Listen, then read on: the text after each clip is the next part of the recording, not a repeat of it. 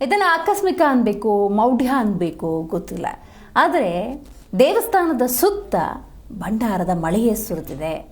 ಇದನ್ನು ಆಕಸ್ಮಿಕ ಅಂತ ಕರೆಯೋದಾ ಅಥವಾ ಮೌಢ್ಯದ ಲಕ್ಷಣವೋ ಗೊತ್ತಿಲ್ಲ.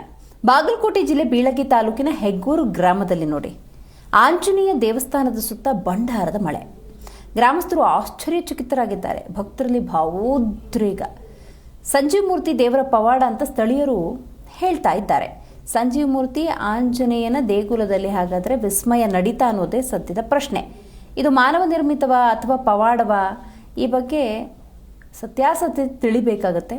ಆದರೆ ದೇವಸ್ಥಾನದ ಸುತ್ತ ಭಂಡಾರವೇ ಸುರಿದು ಹೋಗಿದೆ ಅಂತ ಹೇಳಲಾಗ್ತಾ ಇದೆ.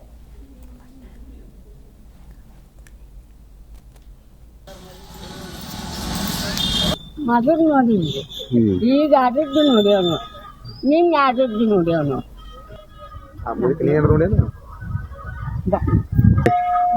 ನಮ್ಗೆ ಹಳದಿ ಮಳೆ ಆ ಥರ ನಮ್ಗೆ ಸುಖ ಆಯ್ತು, ಹಂಗೈತೆ ಇಷ್ಟಪ್ಪ.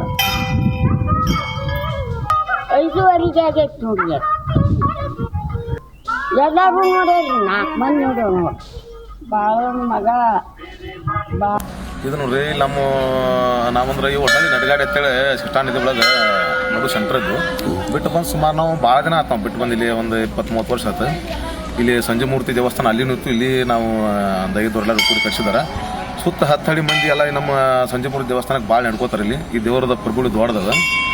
ಮತ್ತು ಅದು ನಿನ್ನೆ ಏನಾಗ್ಬಿಟ್ಟಿತ್ತು ನಮ್ಮಲ್ಲಿ ಅಚ್ಚರಿ ಅಂತಂದ್ರೆ, ಒಂದು ಭಂಡಾರ ಮಳೆ ಅಂದಂಗೆ ಹಳದಿ ಬಣ್ಣದ ಮಳೆ ಆಗಿಬಿಟ್ಟತಿ. ಅದು ಸಂಜೆ 5 ಗಂಟೆ ಮೇಲೆ ಆಗಿರ್ತದೆ. ಸುದ್ದಿ ಬತ್ತು ಆದ್ಮೇಲೆ ಸ್ವಲ್ಪ ಕಾತ್ಲಾಗನ ಯಾರು ಅಲ್ಲಿ ಕಾಲ ತಿಳ್ಕೊಂಡು ಹೊಸಮಾಗಿದ್ದೆವು. ಮುಂಜಾನೆ ಬೆಳಿಗ್ಗೆ ಎಲ್ಲರೂ ಜನ ಕೂಡಿದೆವು, ಅಲ್ಲಿ ಕೂಡೆಲ್ಲ ನೋಡಿದೆವು. ಆದರೆ ಹಿಂಗೆ ಬಟ್ಟೆಯಿಂದ ತೆಗೆದ್ರೆ ಮಾತ್ರ ಭಂಡಾರ ಇದೆ, ತೆಲಿ ಬೇಕಾದ್ರೆ ಹಚ್ಕೋಬೋದು.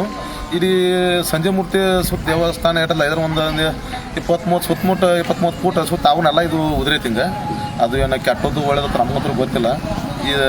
ಇದಕ್ಕಂದ್ರೆ ಅದೆಲ್ಲರೂ ಊರಂಗೆ ಗ್ರಾಮಸ್ಥ ಎಲ್ಲರೂ ನಮ್ಮ ಊರಾಗ ಹಿರಿಯರಂತ ಅಜ್ಜಿಯರು ನೋಡಿದ್ರು. ಅವರು ನಾವು ನೋಡಕ್ಕೆ ಮುಂಜಾನೆ ಬರ್ಬೇಕು, ಅವ್ರು ಇಲ್ಲಿ ದೇವ್ರಿಗೆ ಬಂದ್ರೆ ಆ ಟೈಮ್ಗೆ.